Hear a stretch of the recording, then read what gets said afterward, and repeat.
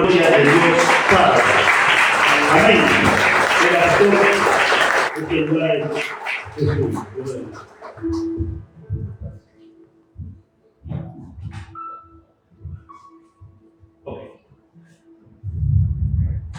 Buenas noches, hermanos, que Dios les bendiga. Pueden tomar asiento, hermanos, en esta preciosa tarde que Dios nos ha regalado. Y qué maravilloso, hermanos, que el mundo celebra otras cosas, pero la iglesia celebra al Rey de Reyes, Señor de Señores, a Jesús, a Cristo, el Mesías, al Rey de Reyes, Señor de Señores, que gobierna sobre el mundo entero, sobre todas las naciones, hermanos. El Dios Todopoderoso, a Él celebramos. Y es para mí un enorme privilegio poder estar con ustedes para que podamos aprender juntos acerca de la palabra de Dios, de la palabra de nuestro Dios. Amén.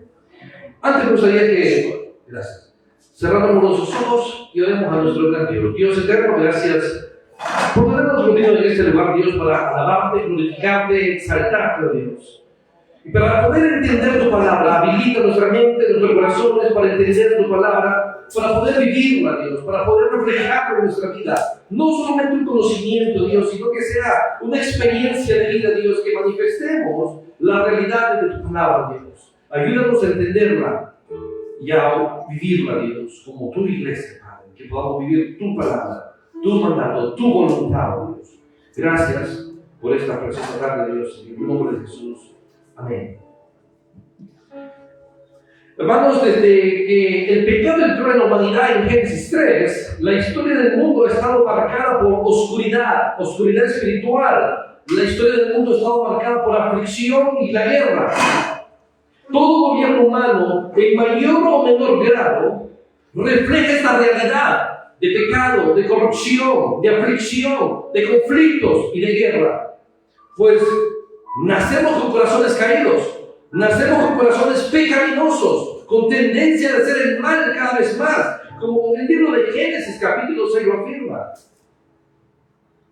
Aun cuando algunos gobiernos han prometido paz mundial, justicia o bienestar, ningún gobierno ha podido ofrecer una esperanza verdadera, genuina, duradera y una restauración profunda para el ser humano, porque no puede. Ningún gobierno, ningún partido, ningún líder mundial puede ofrecer esto, puede que eso sea una realidad, no puede ofrecer esta realidad.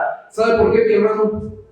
Porque solo Cristo, el Rey de Reyes y Señor de Señores, es el único que puede ofrecer esa paz que nadie la puede dar. De ahí nadie puede hacer eso. Sin embargo, mis hermanos, en medio de esa oscuridad, Dios hace resplandecer una luz de esperanza. La Escritura nos revela que existe un reino diferente al que la historia de la humanidad ha conocido. Un reino diferente, un gobierno que no está caracterizado por la opresión, por la corrupción, por el pecado, por el conflicto, sino que por la luz espiritual, sino que se caracteriza por el gozo verdadero y la paz que transforma el corazón de las personas. Ese reino davídico prometido. Este es el reino del Mesías, hermanos, de nuestro Señor Jesucristo. Su gobierno no es pasajero, sino que es eterno y es perfecto, es justo y es santo. Y eso es lo que vamos a observar en el libro de Isaías. Nos dirigimos en Isaías capítulo 9, versículo 6. Un pasaje que nos invita, hermanos, a contemplar la fidelidad de Dios. Un pasaje que nos invita a descansar en la certeza de que, aun cuando los reinos de este mundo fallan, el reino de Cristo permanece para siempre y trae esperanza a quien en Él confía. Trae esperanza para nosotros, para su iglesia, hermanos. Y eso es maravilloso. Así que les invito a que puedan seguir en la palabra de Dios en el libro de Isaías, capítulo 9, versículo 6.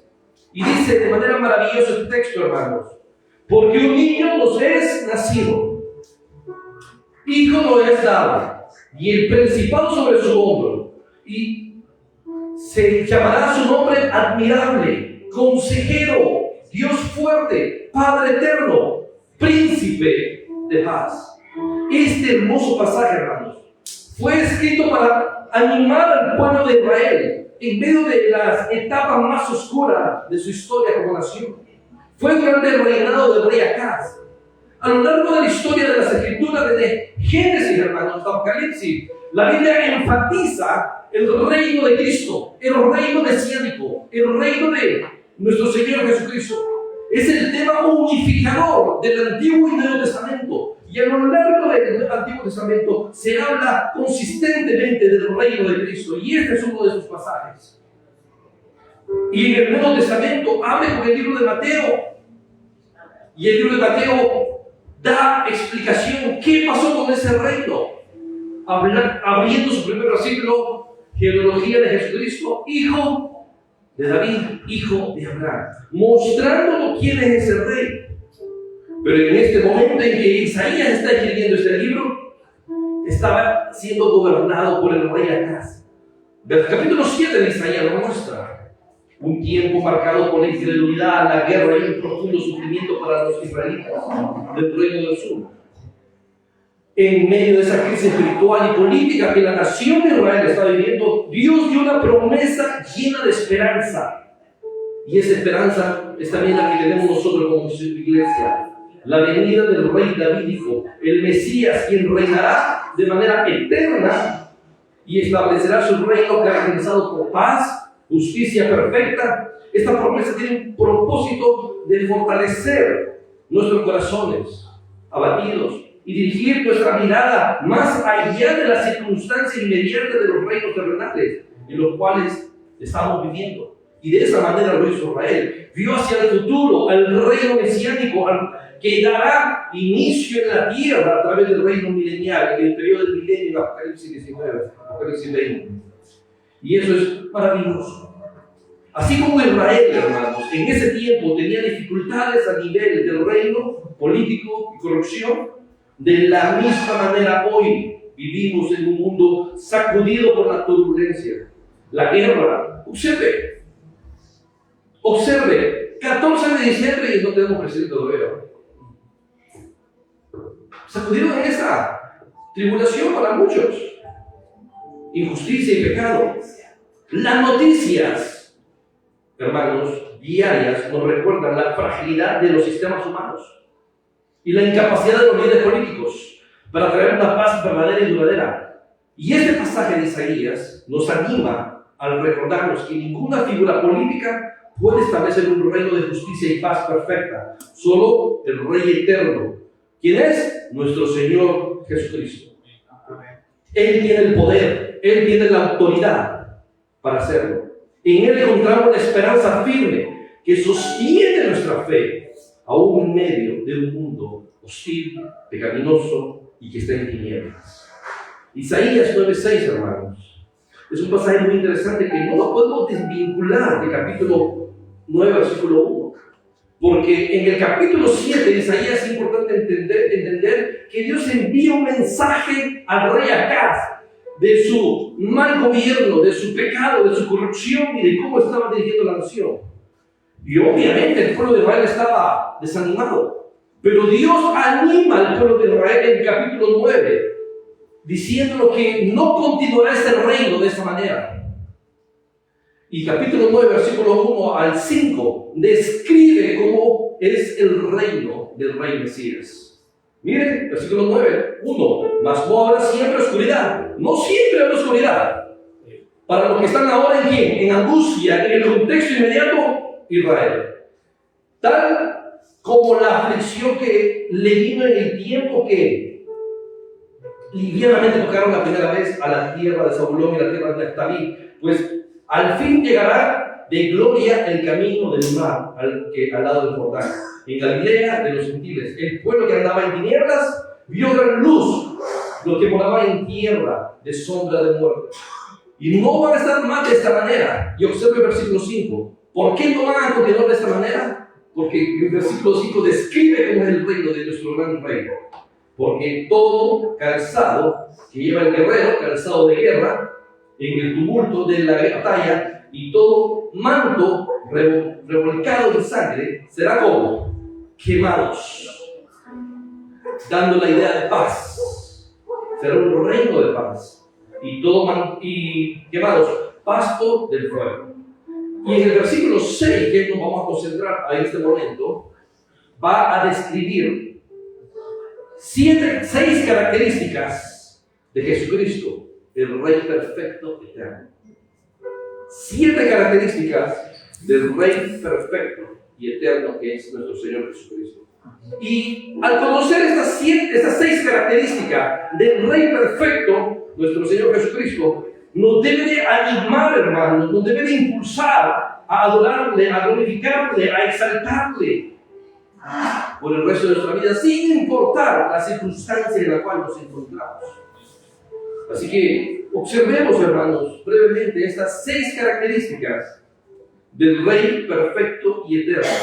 La primera característica, hermanos, que tenemos en el versículo 6 de este Rey es que el Rey es humano. El Rey es humano. Observa el versículo 6. Porque un niño nos es nacido, hijo nos es dado. Este texto es verdaderamente hermoso, mis hermanos. Nos habla de un hijo que nacería de una virgen. El Espíritu de Dios ya había anunciado a ese niño anteriormente.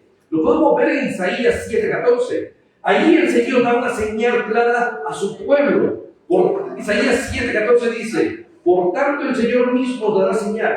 He aquí que la Virgen concebirá y dará a luz ¿qué? Un hijo. Y llamará su nombre Emmanuel, que literalmente, hermano, significa Dios con nosotros.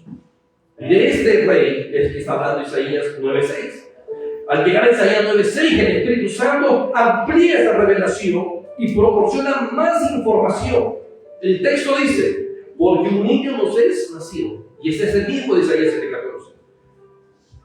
¿Verdad? Hijo nos es dado. Y al observar el versículo 7, queda claro que este niño nació para reinar. Porque observa el versículo 7, Isaías 9:7, como dice: lo dilatado de su imperio, y la paz no tendrá límite sobre el trono de David y sobre su reino.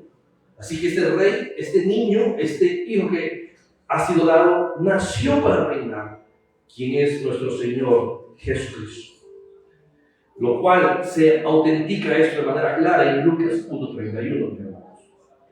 Detengámonos nuevamente en este pasaje, porque dice: porque un niño nos es nacido, hijo nos es dado. Esto nos lleva a una pregunta importante, hermanos. ¿A quién le es nacido este niño? ¿A quién le es dado? ¿Y por qué? Isaías, hermanos, debemos ser conscientes que está escribiendo a su audiencia original, los israelitas del reino de Judá, y a ellos Dios les da a este hijo como un regalo de gracia, tal como lo confirma Lucas 1:31. La expresión hijo nos es dado apunta más allá que un simple nacimiento, mi hermano. Nos dirige a la naturaleza eterna del Hijo de Dios. Este hijo no comienza a existir en Belén, sino que ha existido de manera eterna, como Juan 1:1 lo dice: en el principio el verbo, y el verbo era con Dios, y el verbo era Dios. Ha existido de manera eterna. Él es ese hijo eterno que entra a la historia humana en la ciudad de Belén. Esta frase señala gloriosamente la doctrina, hermanos, de la encarnación. Dios, el Hijo, haciéndose hombre. Brevemente, mis hermanos, si podemos ir a Filipenses, capítulo 2, para ampliar esta doctrina. Filipenses, capítulo 2. Filipenses, capítulo 2, versículo 5. Porque es importante entender esta verdad de este grandioso Rey. Observemos ahí Filipenses 2, capítulo 5, y dice así: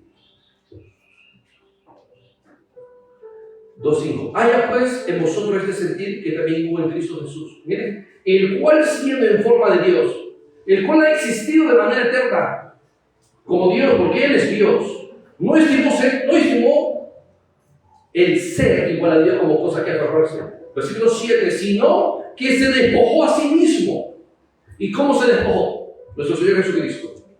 Su despojo no fue una resta, su despojo fue una suma, porque el texto lo dice. ¿Cómo se despojó? tomando forma de ¿qué? De siervo. ¿Cómo se despojó? Hecho semejante a los hombres y estando en la condición de hombre, se humilló a sí mismo, haciéndose obediente hasta la muerte de cruz. Es ahí cuando Cristo tomó, entonces, ¿el qué, hermanos? La humanidad. El único ser que pudo tomar la naturaleza divina, porque Él es Dios, y tomó la naturaleza humana. A este se refiere el libro de Isaías 9:6. Hijo no es nacido. Es un rey que es, por un lado, Dios, 100% Dios, pero por otro lado es un rey que es 100% humano. 100% humano.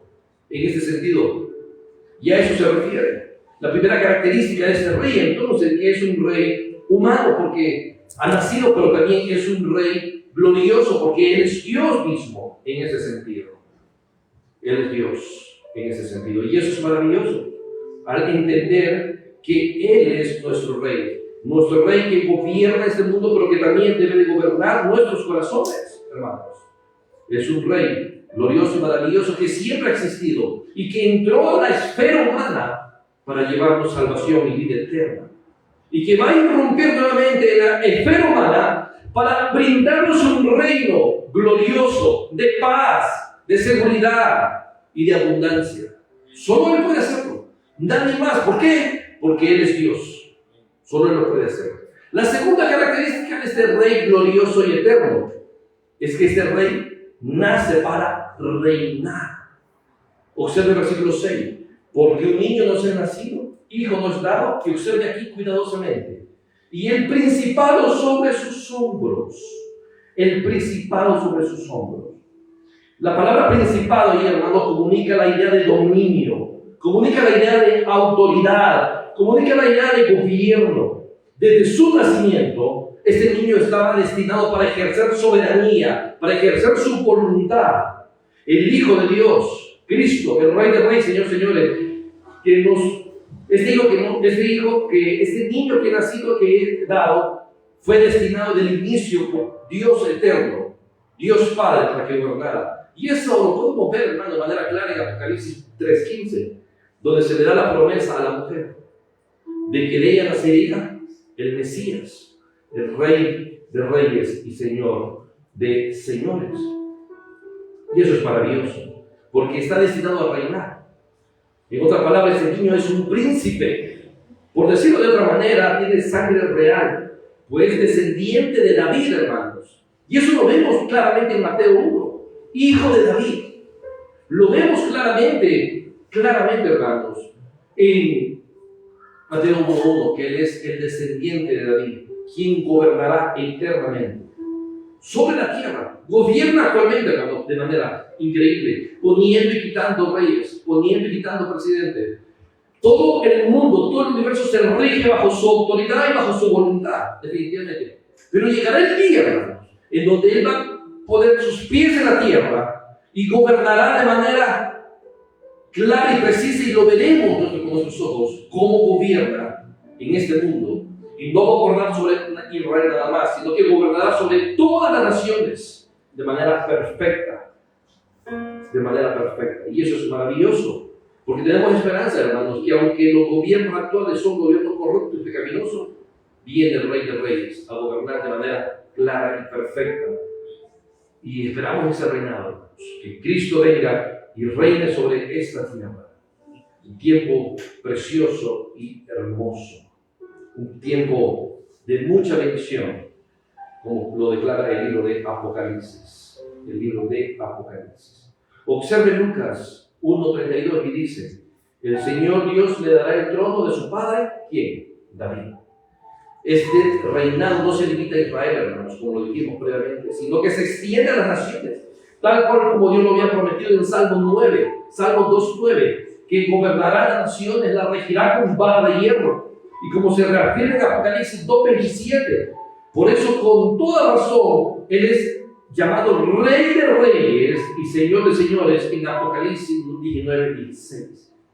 Así vemos que este Rey es, en primer lugar, humano, 100% humano, pero 100% Dios. Y en segundo lugar, que nació con el propósito para reinar, con el propósito divino de gobernar las naciones del mundo. Desde la perspectiva de Isaías, Este nacimiento aún era futuro, no había acontecido.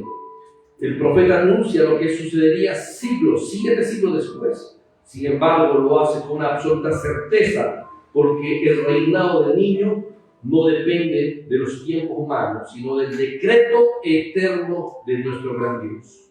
Así que tenemos un rey humano, tenemos un rey que nació con el propósito divino para reinar, y tenemos la tercera característica ahí, mis hermanos.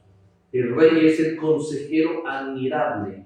Observa Isaías 9:6 nuevamente.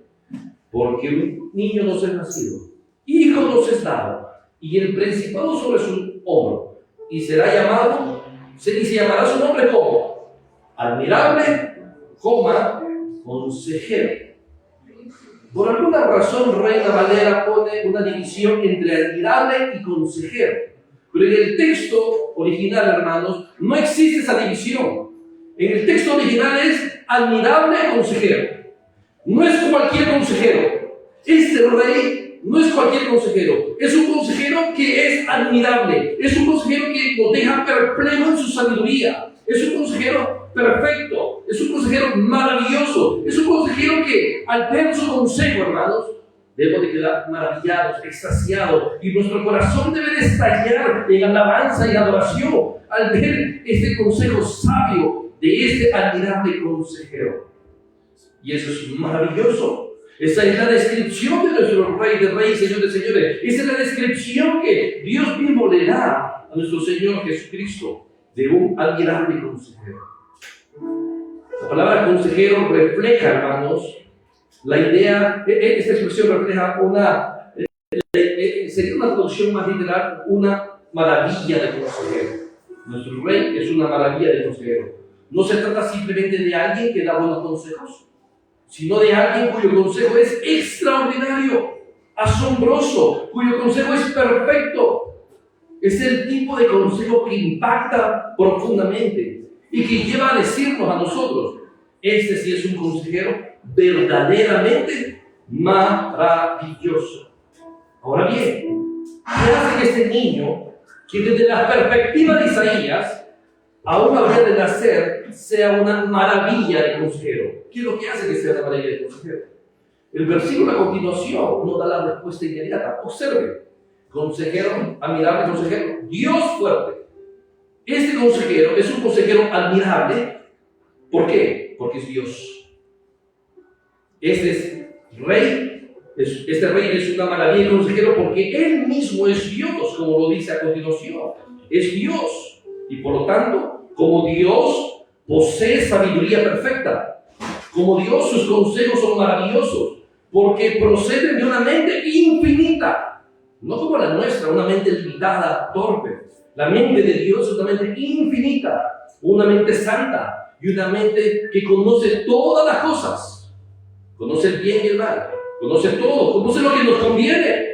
Hasta el punto que el día de la creación, en Génesis 2, Dios le dijo al hombre: no es bueno que el hombre esté solo, le haré ayuda idónea. Dios sabe qué es lo bueno para nosotros y qué no es lo bueno para nosotros. Y lo has plasmado en su palabra. Tiene un consejo maravilloso. Este Rey de Reyes tiene un consejo maravilloso porque es Dios. Hoy hay todavía otras razones por las cuales este Rey es una maravilla de consejero, mis hermanos. Y le encontramos en Isaías 11:1. Ahí leemos de que la raíz de Isaí, el padre de David, saldría un vástago, haciendo referencia a Cristo. Vástago, un retoño. Y este es un título claramente mesiánico, que apunta al Mesías como descendiente legítimo de David. Y en Isaías 11:2 lo dice: y reposará sobre él ¿quién? ¿El espíritu de quién? De Jehová. Miren, el espíritu de Jehová, espíritu de sabiduría y de inteligencia, espíritu de consejo y de poder, espíritu de conocimiento y de temor de Jehová. Este rey posee una sabiduría sobrenatural porque es Dios y porque todavía el espíritu reposa sobre él. Y es el espíritu de Dios quien tiene el conocimiento y sabiduría perfecta. ¿Cómo lo sabemos? Isaías 40:13 nos dice cómo es el espíritu de Dios. Lo deja claro mediante preguntas retóricas contundentes que tienen una respuesta inmediata. Observe Isaías 40:13-14. ¿Quién enseñó al Espíritu de Jehová? ¿Quién? ¿Quién puede enseñarle? Nadie. ¿O le aconsejó enseñándole? Nadie. ¿A quién pidió consejo para ser avisado? Nadie. La respuesta es evidente. Nadie. Nadie instruye al Espíritu de Dios. ¿Por qué? Porque Él es omnisciente. El Espíritu de Dios no necesita aprender. No necesita ser instruido. No necesita consultar a nadie. Él conoce todas las cosas de manera perfecta. Es Dios. Y ese Espíritu omnisciente de Dios reposa sobre el Rey, que también es Dios. Y eso es maravilloso. El consejero admirable, por eso, es admirable. Al volver a Isaías 9:6, entendemos que este Rey posee entonces sabiduría divina para gobernar con su consejo perfecto, santo y eterno. Así es, mis hermanos, nuestro Señor Jesucristo, en Apocalipsis 1:8, Él se presenta como el Alfa y la Omega, el principio y el fin, una declaración de su plenitud y perfección, que va incluida su sabiduría absoluta, y por esa razón es un consejero admirable. Y vemos una manifestación clara de lo maravilloso que es como consejero en la verdad de su palabra. Porque Cristo es el verbo de Dios. Es el verbo de Dios, hermanos. Juan 1:1. Es su palabra. Como el pastor nos decía, cielo y tierra pasará, pero mi palabra.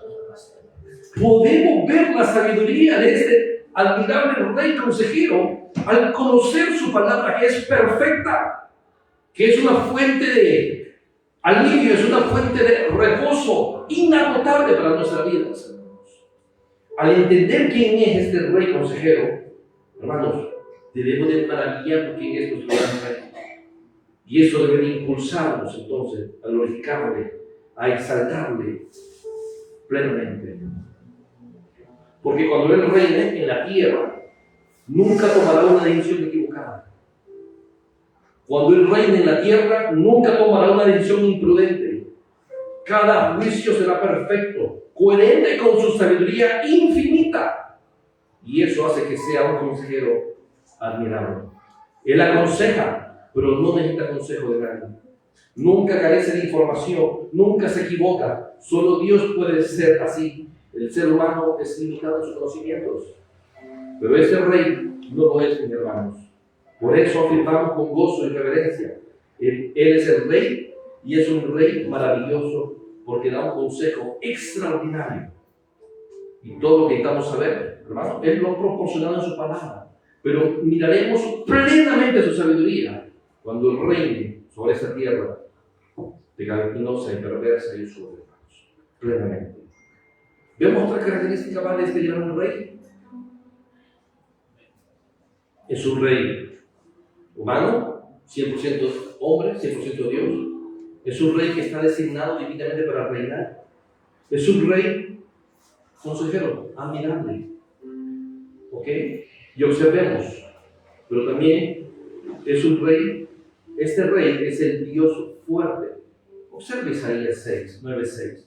Porque un niño nos es nacido, hijo nos es dado, y el principado sobre su hombro, y será llamado admirable consejero. ¿Cómo? Dios fuerte. Mis hermanos, eso debería de sacudirnos a nosotros, porque eso es una frase increíble. Eso es literalmente es un título de deidad maravilloso.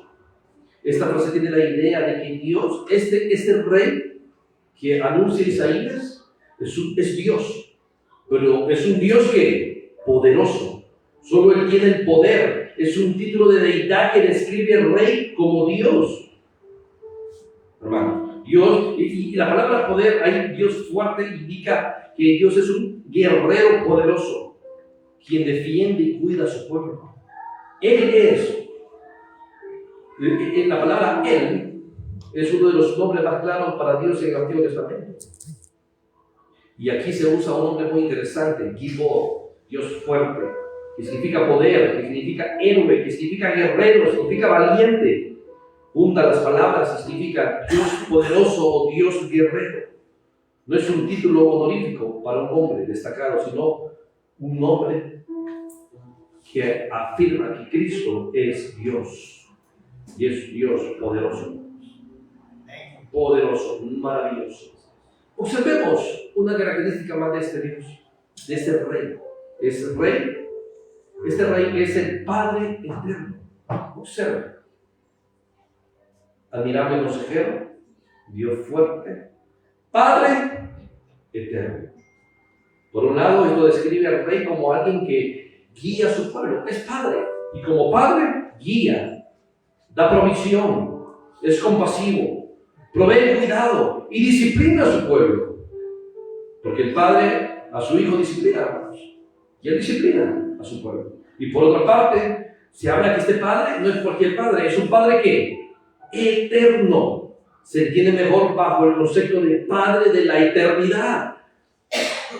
O es Padre perpetuamente. Esto describe al Rey como eterno, el que no se rige por el tiempo y espacio. Él es atemporal, por lo tanto su reino es eterno, ya que Él mismo es eterno.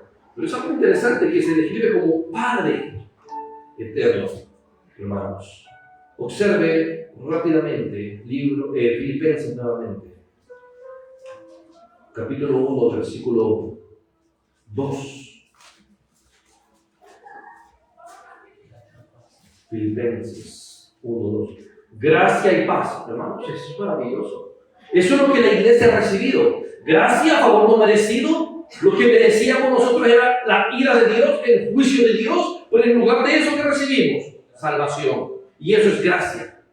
Salvación, y eso es gracia. Pero no solamente recibimos gracia, recibimos paz. Porque antes en el mundo éramos esclavos del mundo, y como esclavos del mundo pecábamos en contra de Dios y nacimos en pecado, y cada vez pecábamos en contra y ofendíamos a Dios. Pero al haber sido salvados por medio de la gracia, Cristo restauró, el Rey, Padre eterno, nuestra relación con Dios y lo puso en una relación de paz, como Romanos 5 lo afirma. Por medio del Espíritu tenemos paz para con Dios. Pero observe de quién viene la gracia y la paz. ¿De dónde surge la gracia y la paz? ¿Quién es el proveedor? ¿Quién es la fuente de la gracia y la paz? Dios nuestro.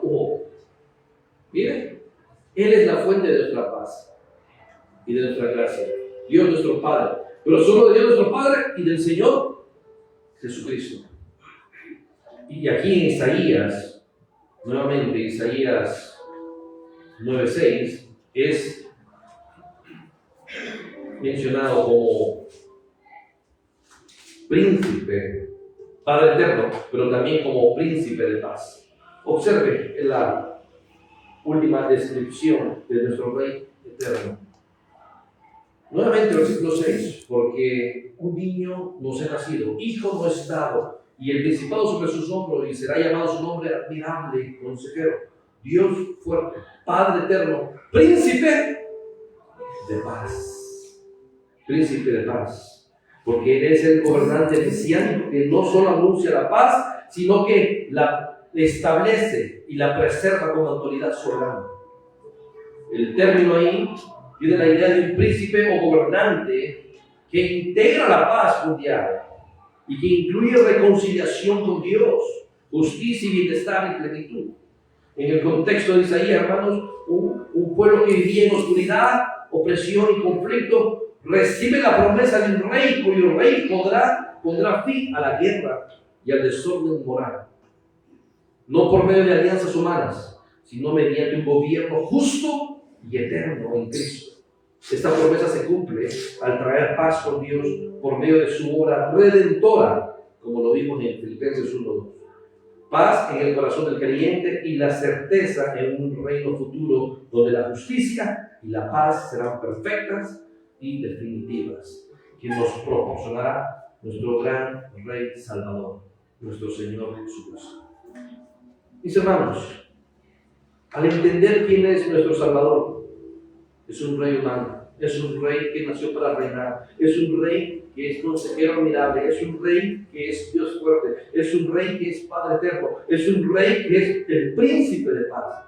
Al observar quién es nuestro Señor Jesucristo, hermanos, debería de estallar nuestro corazón en adoración, en alabanza, alabarle, ensalzarle, glorificarle, mi hermano. Porque este Rey murió por usted y por mí en la cruz. Este Rey pagó el precio de su pecado y de mi pecado. Observe Efesios 7.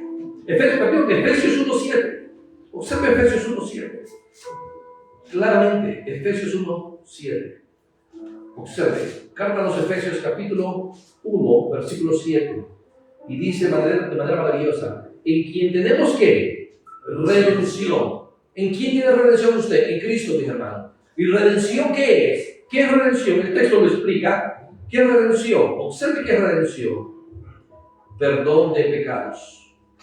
Tenemos redención por su sangre. De manera gráfica, Pablo expone la sangre en la cruz, la sangre de Cristo en la cruz.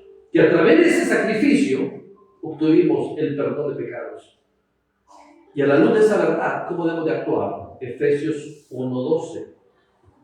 A fin de que seamos alabanza. No queremos alabanza, sino que nuestra vida, su vida, la manera que usted piense, la manera que usted habla, la manera que usted viste, la manera que usted actúa, sus acciones, todo su ser, sea que alabanza a Dios. De esa manera, hermanos. No solamente dar alabanza, sino que nosotros mismos seamos alabanza para Él.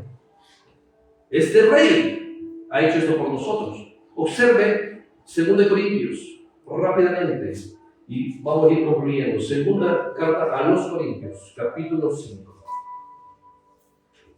Observe lo maravilloso que hizo este Rey. 2 Corintios 5:21.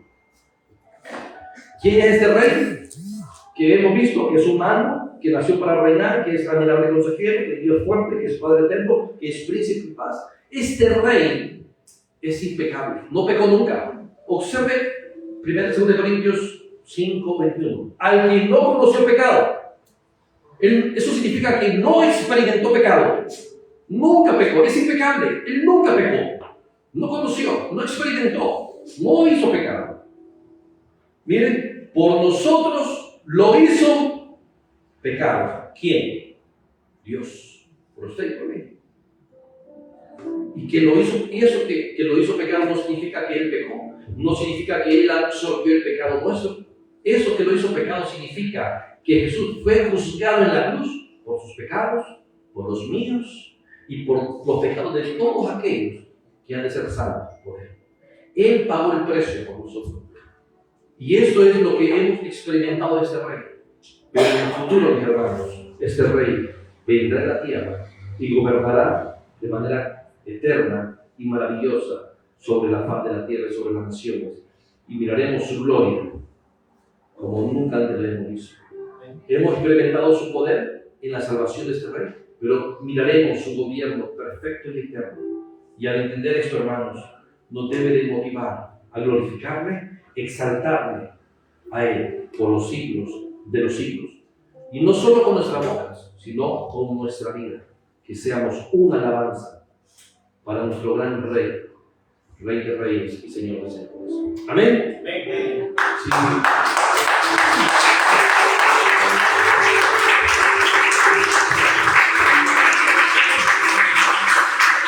Y oramos, hermanos, por esta noche.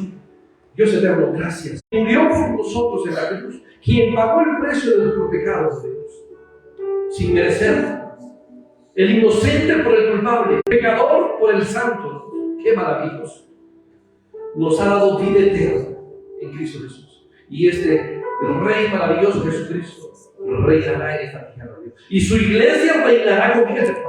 Qué maravilloso, Dios. Qué privilegio maravilloso. Que nosotros como tu iglesia reinaremos con el Rey de Reyes, Señor de Señores, sobre las naciones. Y ese es un privilegio que no merecemos, pero que tu santa voluntad nos ha otorgado. Gracias, Dios. Bajo esta realidad queremos adorar a Cristo, queremos glorificar a nuestro Rey, Señor Jesucristo, a nuestro Mesías, por su obra maravillosa. Obra que ya ejecutó en la cruz, pero obra que también ejecutará en los postreros días. Gracias, Dios.